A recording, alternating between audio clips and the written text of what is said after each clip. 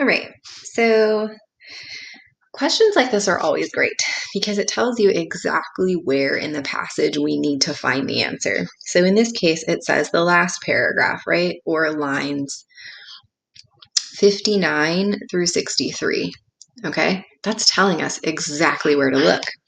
Now the question is saying, what function does the last paragraph serve in the passage as a whole? So we have to read the last paragraph and see what context clues we can use to answer this question.